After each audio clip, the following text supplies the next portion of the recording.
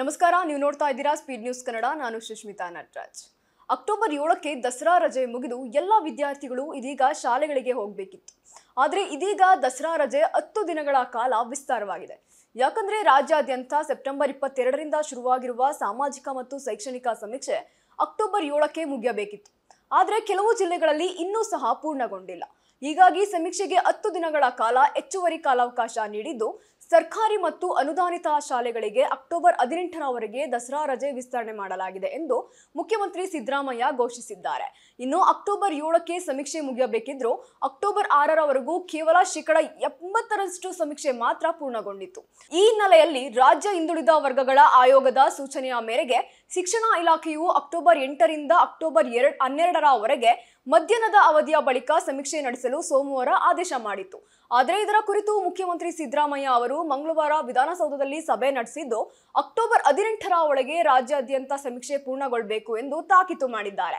ಇನ್ನುಳಿದಂತೆ ನೋಡೋದಾದ್ರೆ, ಸಭೆಯ ಬಳಿಕ ಸುದ್ದಿಗೋಷ್ಠಿ ನಡೆಸಿ ಮಾತನಾಡಿದಂತಹ ಸಿದ್ದರಾಮಯ್ಯ ಅವರು ಸೆಪ್ಟೆಂಬರ್ 22ರಿಂದ ರಾಜ್ಯಾದ್ಯಂತ ಹಾಗೂ ಅಕ್ಟೋಬರ್ 4ರಿಂದ ಬೆಂಗಳೂರು ವ್ಯಾಪ್ತಿಯಲ್ಲಿ ಜನರ ಶೈಕ್ಷಣಿಕ, ಆರ್ಥಿಕ, ಸಾಮಾಜಿಕ ಸಮೀಕ್ಷೆ ಶುರುವಾಗಿದೆ.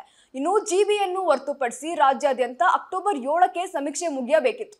ಆದ್ರೆ ಇನ್ನೂ ಸಹ ಕೆಲವು ಜಿಲ್ಲೆಗಳಲ್ಲಿ ಪೂರ್ತಿಯಾಗಿಲ್ಲ.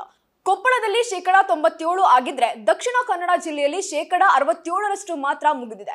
ಇದರ ನಡುವೆ ವಿಧಾನ ಪರಿಷತ್ ಸದಸ್ಯ ಪುಟ್ಟಣ್ಣ ಮತ್ತು ಶಿಕ್ಷಕರ ಸಂಘ ಹೆಚ್ಚುವರಿಯಾಗಿ 10 ದಿನಗಳ ಕಾಲಾವಕಾಶ ಕೇಳಿ ಮನವಿ ಮಾಡಿವೆ. ಈ ಮನವಿಯನ್ನು ಪುರಸ್ಕರಿಸಿ ಕೆಲಸದ ಅವಧಿಯಾದ 8 ದಿನಗಳು ಅಂದ್ರೆ ಅಕ್ಟೋಬರ್ 18ರವರೆಗೆ ಸರ್ಕಾರಿ ಅನುದಾನಿತ ಶಾಲೆಗಳಿಗೆ ರಜೆ ಘೋಷಿಸಿದ್ದೇವೆ ಎಂದು ಹೇಳಿಕೆ ನೀಡಿದ್ದಾರೆ. ಇದರ ನಡುವೆ ಇನ್ನೇನು ಅಕ್ಟೋಬರ್ 12ರಿಂದ ದ್ವಿತೀಯ ಪಿಯುಸಿ ಮಧ್ಯಂತರ ಪರೀಕ್ಷೆ ಸಹ ನಡೀತಾ ಇದೆ. ಹೀಗಾಗಿ ಸಮೀಕ್ಷೆಯ ಕಾರ್ಯದಿಂದ ಪಿಯುಸಿ ಉಪನ್ಯಾಸಕರಿಗೆ ವಿನಾಯಿತಿ ನೀಡಲಾಗಿದೆ ಎಂದು ಮುಖ್ಯಮಂತ್ರಿ ಸಿದ್ದರಾಮಯ್ಯ ಅವರು ತಿಳಿಸಿದ್ದಾರೆ.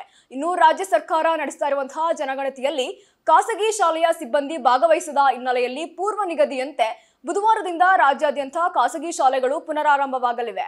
ಆದರೆ ಸಾಮಾಜಿಕ ಮತ್ತು ಶೈಕ್ಷಣಿಕ ಸಮೀಕ್ಷೆಗಾಗಿ ಸರ್ಕಾರಿ ಹಾಗೂ ಅನುದಾನಿತ ಶಾಲೆಗಳ ರಜೆಯನ್ನು ವಿಸ್ತರಿಸುವುದಕ್ಕೆ ವಿದ್ಯಾರ್ಥಿ ಸಂಘಟನೆಯಾದ ಎಐಡಿಎಸ್ಒ ಹಾಗೂ ಪಾಲಕರ ಸಂಘಟನೆಗಳು ಆಕ್ಷೇಪ ವ್ಯಕ್ತಪಡಿಸ್ತಾ ಇವೆ. ಇನ್ನು ರಜಾ ವಿಸ್ತರಣೆ ಕ್ರಮವು ಸರ್ಕಾರಿ ಹಾಗೂ ಅನುದಾನಿತ ಶಾಲೆ ಮಕ್ಕಳಿಗೆ ಗುಣಮಟ್ಟದ ಶಿಕ್ಷಣ ಒದಗಿಸಲು ಅಡ್ಡಿ ಆಗ್ತಾ ಇದೆ. ಸರ್ಕಾರಿ ಶಾಲಾ ಮಕ್ಕಳ ಕಲಿಕೆಯಲ್ಲಿ ಮತ್ತಷ್ಟು ಹಿಂದುಳಿಯುವಂತಾಗಿದೆ. ಖಾಸಗಿ ಶಾಲೆ ಮತ್ತು ಸರ್ಕಾರಿ ಶಾಲಾ ಮಕ್ಕಳ ನಡುವೆ ತಾರತಮ್ಯ ಉಂಟಾಗುವ ಆತಂಕ ಎದುರಾಗಿದೆ ಎಂದು ಎಐಡಿಎಸ್ಒ ಪ್ರಧಾನ ಕಾರ್ಯದರ್ಶಿ ಅಜಯ್ ಕಾಮತ್ ಹೇಳಿದ್ದಾರೆ. ಇನ್ನು ಶಾಲಾ ಶಿಕ್ಷಕರು ಪಾಠ ಮಾಡುವ ಜೊತೆಗೆ ಅನೇಕ ಬೋಧಕೇತರ ಜವಾಬ್ದಾರಿಗಳನ್ನು ಸಹ ನಿರ್ವಹಿಸ್ತಾ ಇದ್ದಾರೆ. ಇದರಿಂದ ಈಗಾಗಲೇ ಮಕ್ಕಳಿಗೆ ಪಾಠ ಮಾಡುವಲ್ಲಿ ಹಿನ್ನಡೆ ಆಗ್ತಾ ಇದೆ. ಅದರ ಜೊತೆಗೆ ಸಮೀಕ್ಷೆಯ ಜವಾಬ್ದಾರಿಯೂ ಹೊರೆಯಾಗಲಿದೆ. ಇನ್ನು ಕಡಿಮೆ ಅವಧಿಯಲ್ಲಿ ಎಲ್ಲಾ ಪಾಠಗಳನ್ನ ಪೂರ್ಣಗೊಳಿಸುವ ಒತ್ತಡಕ್ಕೆ ಶಿಕ್ಷಕರು ಈಗಾಗಲೇ ಸಿಲುಕಿದ್ದಾರೆ. ತರಗತಿಗಳ ಪರ್ಯಾಯ ವ್ಯವಸ್ಥೆ ಕಲ್ಪಿಸದೆ ರಜಾ ವಿಸ್ತರಣೆ ಸರಿ ಇಲ್ಲ. ಇದರಿಂದ ಫಲಿತಾಂಶ ಕುಸಿಯುವ ಭೀತಿ ಉಂಟಾಗಿದೆ ಎಂದು ಹೇಳಿದ್ದಾರೆ. ರಜಾ ವಿಸ್ತರಣೆಗೆ ಶಾಲಾ ಕಾಲೇಜುಗಳ ಪಾಲಕರ ಸಂಘಟನೆಯ ಅಧ್ಯಕ್ಷ ಬಿಎನ್ ಯೋಗಾನಂದನ್ ವಿರೋಧ ವ್ಯಕ್ತಪಡಿಸಿದ್ದು, ಸರ್ಕಾರಿ ಶಾಲೆಯ ಗುಣಮಟ್ಟ ಮುಖ್ಯವೋ ಗಣತಿ ಮುಖ್ಯವೋ ಎಂದು ಪ್ರಶ್ನಿಸಿದ್ದಾರೆ. ಇದಾಗಿತ್ತು ಈ ಕ್ಷಣದ ಸುದ್ದಿ. ಮತ್ತಷ್ಟು ಸುದ್ದಿಗಾಗಿ ನೋಡ್ತಾ ಇರಿ ಸ್ಪೀಡ್ ನ್ಯೂಸ್ ಕನ್ನಡ. ಸುದ್ದಿ ನಿಮ್ಮದು, ವೇಗ ನಮ್ಮದು.